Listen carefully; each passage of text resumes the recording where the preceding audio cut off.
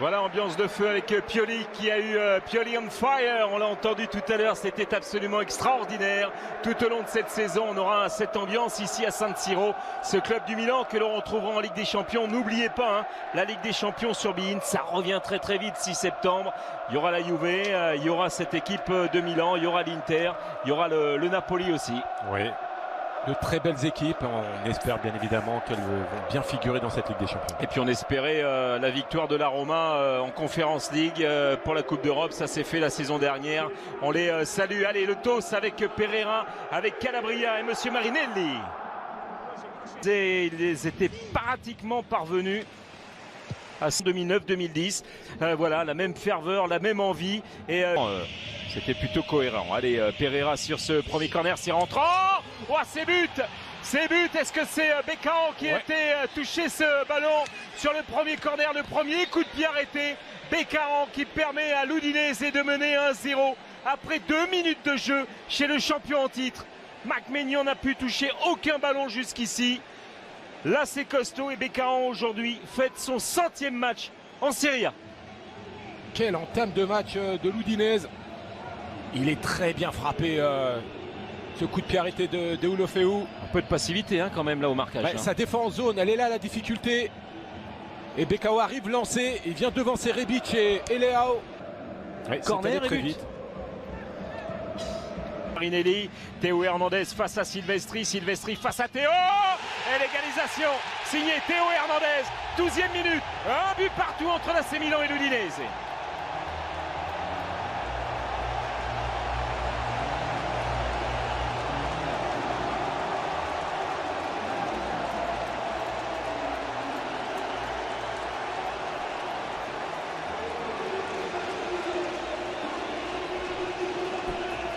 Contre-pied parfait de l'international français.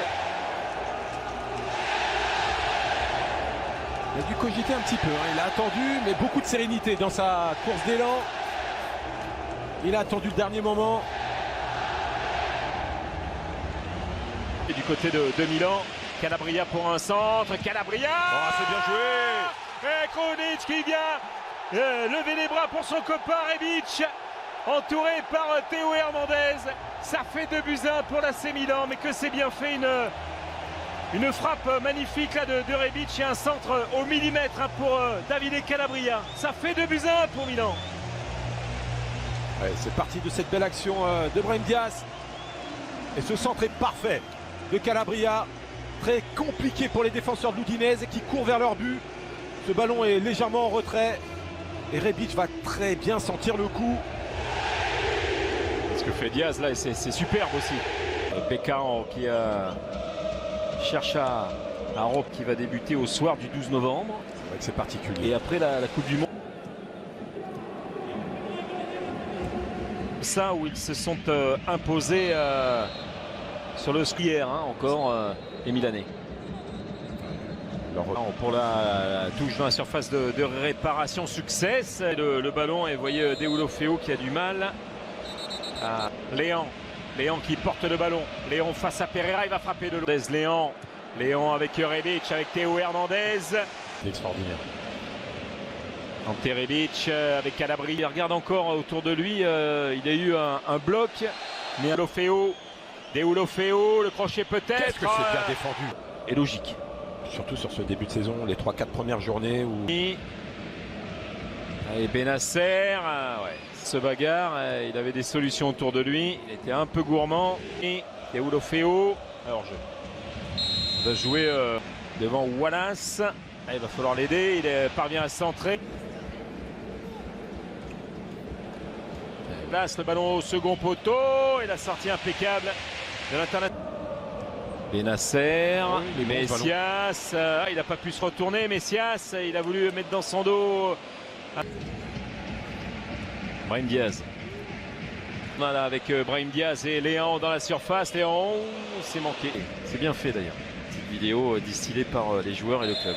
Bien, le soutien de Benasser, le centre au second poteau. Non, qui circule encore dans les pieds de Tomori. C'est comme ça. C'est plus simple. On voit cette faute.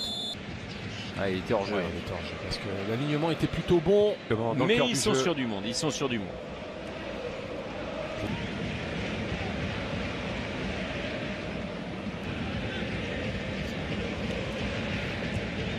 poursuivi par Tomori, success. Il n'a pas pu ajuster vers puissance et sa vitesse. Vous voyez, quand il est dans le cœur du jeu, là il parle à Léon, il lui a fait des... Il est venu s'empaler sur Krunic et la longue Roland. C'est osé de la part de Sophie. Pereira, il parvient à centrer là-bas vers le point de pénalty. L'égalisation avec Massina sur ce ballon donné avec Bekao, avec... Oula, ça se bagarre des Oulofeu Maignan. Et vous avez vu Bekao, il n'avait pas son masque sur le nez quand il était fêté le but avec Massina. Il l'a remis en place. Bah ouais, peut-être que ça a craqué un peu plus, mais enfin voilà. Mais quelle tête plongeante! 2 buts partout à la 49e minute. Cet appel paraît anodin, mais il est superbe. Parce que ça permet à... Bah, tout le monde a suivi un peu Bekao sur le côté et Pereira tranquille, hein, au millimètre. Ça permet à l'Argentin de déposer ce ballon. Il vient devancer Messias. Champion en titre qui s'est fait surprendre dans le temps additionnel. Hernandez qui va centrer au second poteau. Cafouillage et but. Oh, Brahim Diaz qui s'est jeté, qui donne d'entrée l'avantage à Milan, 3-2 sur ce superbe travail entre Krunic et Hernandez. Le centre, ça s'est percuté entre les défenseurs de l'Udinese. Là, auto-tamponneuse, hein, c'est la foire à Toto, mais il y a but quand même derrière. Quel manque de communication. Alors c'est pas un Bugak, mais on n'en est pas loin parce que sincèrement il y avait vraiment mieux à faire défensivement du côté de l'Udinese. Et cet homme-là ne lâche jamais l'affaire. Brahim Diaz, il va toujours au bout de ses actions. On revoit ce beau changement de jeu de Krunic. Il lève la tête de Hernandez. Oh là là, il est surpris Pérez. Les deux la saison dernière. Sur un but de Léon et Messias qui était pour la première fois leader à la 16e journée la saison. Ballon mal négocié par Brahim Diaz. Pereira, pas sorti, Massina qui va centrer. Ouais, ça va être haut. C'est bien joué, il arrive lancé. Bon, ça c'est pour la petite anecdote. C'était imposé 1-0 à la sample. Plus remisé, mais il a mis dans le dos de Pereira ce ballon. Ils ont repris les commandes. Vous avez vu le bloc de l'Udinese un petit peu face sur ce long ballon. Caio Tomori. On a vu la belle anticipation de Mike Maignan. Bien sûr, ça remonte à tellement longtemps. Il y a un an. Hein. Travail de l'Argentin encore une fois. Avec cette percée. Allez, le centre de Massina. Il est bon ce centre. Oh, Massina et le mauvais coup. Allez, ballon capté par Marco Silvestri. Le ballon au second poteau avec Rebic qui va remettre ce ballon. Fikayo Tomori. Benasser. Théo Hernandez. Benasser. Calabria. Et Milan recommence à avoir ce pouvoir d'attaque. Qui avait marqué 11 buts. Hein, Benasser. Rebic, Rebic face à Neuting. Rebic rechercher Léon. Collé à la ligne de touche. Benasser. C'est parti pour le français. Messias. Benasser. Là. Est-ce que M. Marinelli l'a vu cette affaire? Junior Messias. Il recherchait sur le point de pénalty. C'est sur la trajectoire. Coup d'élan. Mais le ballon ne redescend pas assez vite. Oh là là, avec Brahim Diaz qui est là encore. Brahim Diaz et but. Le doublé pour Ante Rebic sur cette énorme erreur défensive. Mais oui. C'est fait pour Rebic. 4-2 face à l'Udinese avec ce doublé. Et pour la 6e fois de leur histoire, les Milanais marquent 4 buts à l'Udine. La dernière fois, 9 janvier 2011. 4-2. Ouais, vous l'avez dit Philippe. Encore une erreur, trop de cadeaux. Et ça facilite le match des Rossoneri. Sur ce gros travail encore de Brahim Diaz qui ne lâche rien. On voit le bon pressing de Messias. Il veut jouer de l'épaule.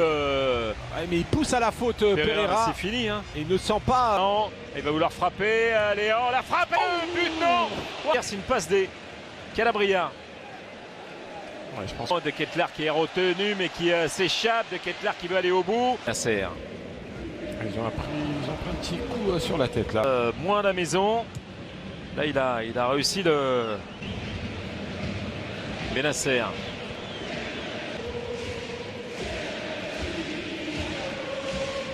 Sopi. Attention, retour encore. Voilà, l'Algérien s'accrocher à la cuisse de l'Argentin. Et ça se bagarre au milieu. Alors, regardez comment Benasser. Benasser.